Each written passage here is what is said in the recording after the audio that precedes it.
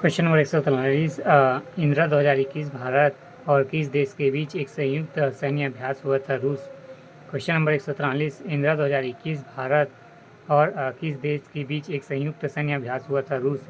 Question number 143 व्याख्या भारत व रूस के बीच इंदिरा 2021 सैन्य अभ्यास किया गया। क्वेश्चन नंबर 144 भारतीय अंतरिक्ष कार्यक्रम के जनक कौन हैं? 144 आंसर है B, Vikram Sarabhai. Question number 144 भारतीय अंतरिक्ष कार्यक्रम के जनक कौन हैं? विक्रम साराभाई। क्वेश्चन नंबर 144 व्याख्या विक्रम साराभाई को भारतीय अंतरिक्ष कार्यक्रम का पिता कहा जाता है। क्वेश्चन नंबर 145 सीधा नदी वन्य जीव अभयारण्य किस प्रदेश में है? 145 आंसर है सी, छत्तीसगढ़। क्वेश्चन नंबर 145 सीधा नदी वन्य जीव अभयारण्य किस प्रदेश में है? छत्तीसगढ़। क्वेश्चन नंबर 145 सीता नदी वन्य जीव अभयारण्य किस प्रदेश में है? छत्तीसगढ़। क्वेश्चन नंबर 145 व्याख्या सीता नदी वन्य जीव अभयारण्य छत्तीसगढ़ के धमतरी जिले में स्थित है। क्वेश्चन नंबर 146 छत्तीसगढ़ राज्य की प्रथम कल्पना किसने की थी?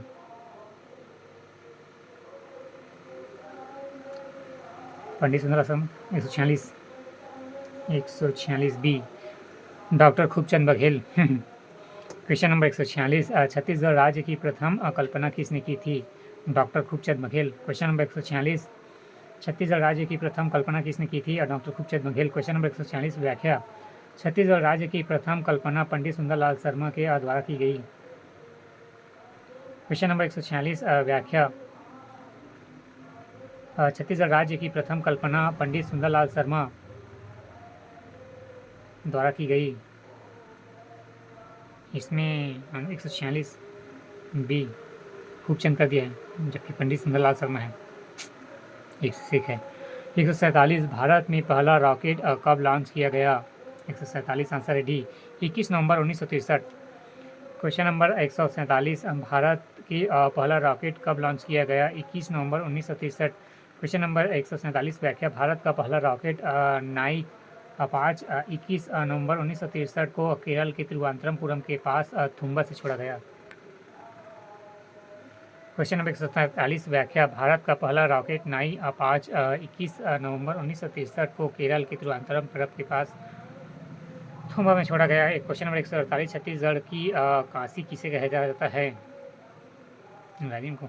148 B, Kharod. Question number 148 Chhattisgarh का काशी किसे कहा जाता है? खरौद को। क्वेश्चन नंबर 148 छत्तीसगढ़ का काशी किसे कहा जाता है? खरौद को। क्वेश्चन नंबर 148 व्याख्या खरौद को छत्तीसगढ़ का काशी कहा जाता है। क्वेश्चन नंबर 149 छत्तीसगढ़ का पुराना नाम क्या है? दक्षिण कौशल। 149 बी, दक्षिण कौशल। क्वेश्चन नंबर 149 छत्तीसगढ़ का पुराना नाम है दक्षिण कौशल। क्वेश्चन नंबर 150 छत्तीसगढ़ के कितने प्रतिशत भाग में गोंडवाना शैल समूह का विस्तार है? 17%।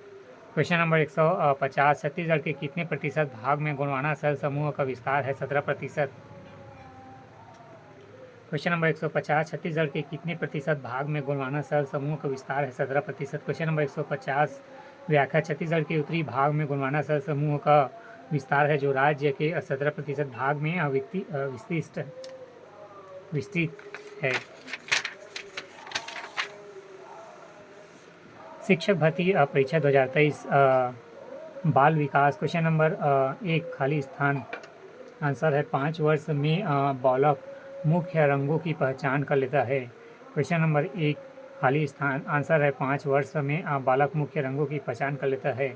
क्वेश्चन नंबर 1 व्याख्या लगभग 5 वर्ष तक बच्चों को सभी इंद्रियों का संपूर्ण विकास हो चुका होता है और अपने आसपास के लगभग सभी मुख्य रंगों को पहचानने लगता है। क्वेश्चन नंबर 1 व्याख्या लगभग 5 वर्ष तक बच्चों की सभी इंद्रियों का पूर्ण विकास हो चुका होता है और वह अपने आसपास के लगभग सभी मुख्य रंगों को पहचानने लगता है। क्वेश्चन नंबर 2 बुद्धि के बहुकारक सिद्धांत के प्रतिपादक है? थॉर्नडाइक। क्वेश्चन नंबर 2 बुद्धि के बहुकारक सिद्धांत के प्रतिपादक है थॉर्नडाइक। क्वेश्चन नंबर 3, सृजनात्मक शिक्षार्थी वह है जो 3, आंसर है सी, वास्तव चिंतन और समस्या समाधान में अच्छा है। क्वेश्चन नंबर 3, सृजनात्मक शिक्षार्थी वह है जो पाश्चात्य चिंतन और समाधान में अच्छा है। क्वेश्चन नंबर 3, व्याख्या। रचनात्मक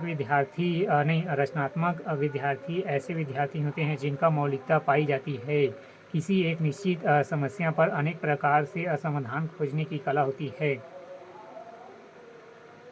क्वेश्चन नंबर 3, व्याख्या। रचनात्मक विद्यार्थी ऐसे विद्यार्थी होते हैं जिनमें मौलिकता पाई जाती है एवं किसी निश्चित समस्या का अनेक प्रकार से समाधान खोजने की कला होती है।